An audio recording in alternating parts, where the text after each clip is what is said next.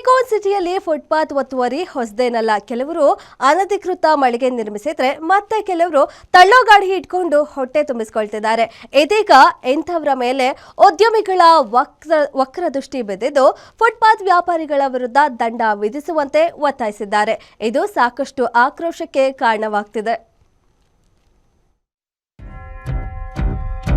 Footpath ವ್ಯಾಪಾರಿಗಳ ವಿರುದ್ಧ ಉದ್ಯಮಿ ಕಿರಣ್ ಮಜುಂದಾರ್ ಶಾ ಆಕ್ರೋಶ.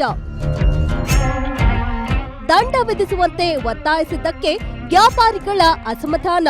ಬೃಹತ್ತಾಕಾರವಾಗಿ ಬೆಳೆದಿರೋ ಬೆಂಗಳೂರಿನಲ್ಲಿ ಸದ್ದಿನತೆ ಫುಟ್ಪಾತ್ಗಳು ಒತ್ತುವರಿಯಾಗ್ತಿವೆ. ಕೆಲವು ಕಡೆಗಳಲ್ಲಿ ಫುಟ್ಪಾತ್ ವ್ಯಾಪಾರಿಗಳಿಗೆ ಸ್ವತಃ ಜಿಬಿಎನೇ ಅಧಿಕೃತ ಪ್ರಮಾಣ ಪತ್ರ ಕೊಟ್ಟು ವ್ಯಾಪಾರಕ್ಕೆ ಅವಕಾಶ ಕೊಟ್ಟಿದೆ.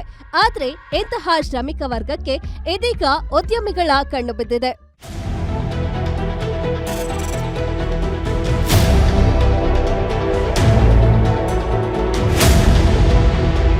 ಆ ದಿನ ವ್ಯಾಪಾರ ಮಾಡಿದ್ರೆ ಆ ದಿನದ ಹೊಟ್ಟೆ ತುಂಬಿಸಿಕೊಳ್ತಿರೋ ವರ್ಗಕ್ಕೆ ಫುಟ್ಪಾತ್ ಮೇಲೆ ಅವಕಾಶ ನೀಡದಂತೆ ಉದ್ಯಮಿಗಳು ಇದೀಗ ಅದೇ ಜಿಬಿಎಗೆ ಮನವಿ ಮಾಡ್ತಿದ್ದಾರೆ.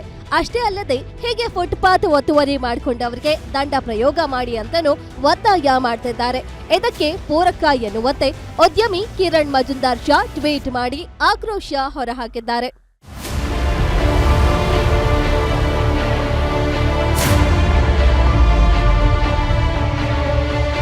ಇನ್ನು ಉದ್ಯಮಿಗಳ ನಡೆಗೆ ಬೀದಿ ಬದಿ ವ್ಯಾಪಾರಿಗಳು ಆಕ್ರೋಶ ಹೊರಹಾಕ್ತಿದ್ದಾರೆ. ಬಡವರ ಹೊಟ್ಟೆ ಮೇಲೆ ಹೊಡೆಯೋ ಕೆಲಸ ಮಾಡ್ತಿರೋ ಉದ್ಯಮಿಗಳ ನಡೆ ಸರಿಯಲ್ಲ ಅಂತಾನು ಅಸಮಾಧಾನ ವ್ಯಕ್ತಪಡಿಸುತ್ತಿದ್ದಾರೆ. ಎಷ್ಟು ಡೂಪ್ಲಿಕೇಟ್ ಆಗಿದೆ ಅಂದ್ರೆ, ಉದಾಹರಣೆ ಇಲ್ಲಿ ಸ್ಟಿಕ್ಕರ್ ಹಾಕಿದ್ರು. ಈ ಸ್ಟಿಕ್ಕರ್ ಮೇಲೆ ನಮ್ಮ ಜಂಟಿ ಆಯುಕ್ತರು 10 ಜಂಟಿ ಆಯುಕ್ತರು ಬರ್ತಾರೆ, 8 ಜಂಟಿ ಆಯುಕ್ತರು ವಿಧಾನಸಭಾ ಚೇಂಜಸ್ ಆಗಿದೆ. ಮತ್ತು ಒಂದು ಉದಾಹರಣೆ ಇಲ್ಲಿ ನೋಡಿ, ಫ್ಯಾಮಿಲಿ ಫೋಟೋ ಬರಬೇಕು.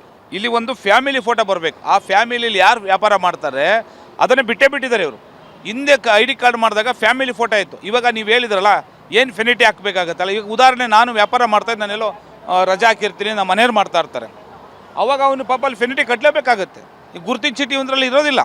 ಇದು ಏನಾಗಿದೆ, ಕಾಟಾಚಾರ ಗುರುತಿನ ಚೀಟಿ ಬಿಡುಗಡೆ ಮಾಡಿಬಿಟ್ಟಿದ್ದಾರೆ. ಯಾರು, ನಮ್ಮ ಮಹೇಶ್ವರ ಸಾಹೇಬ್ರ ಆಗಿರ್ಬೋದು, ತುಷಾರ್ ಗಿರಿನಾಥ್ರು. ಪಾಪ ಇದು ಯಾವುದೇ ಸರ್ಕಾರ ಗಮನಕ್ಕೆ ಗೊತ್ತಿಲ್ಲ. ಒಟ್ಟಿನಲ್ಲಿ ಬೀದಿ ಬದಿ ವ್ಯಾಪಾರಿಗಳಿಗೆ ಗುರುತಿನ ಚೀಟಿ ನೀಡದೇ ಇರೋದೇ ಎಷ್ಟೆಲ್ಲ ಸಮಸ್ಯೆಗಳಿಗೆ ಕಾರಣವಾಗ್ತಿದೆ. ಕೂಡಲೇ ಅಧಿಕೃತ ವ್ಯಾಪಾರಕ್ಕೆ ಅವಕಾಶ ಮಾಡಿಕೊಡುವ ಕೆಲಸವನ್ನ ಜಿಬಿಎ ಮಾಡಿಕೊಡ್ಬೇಕಿದೆ.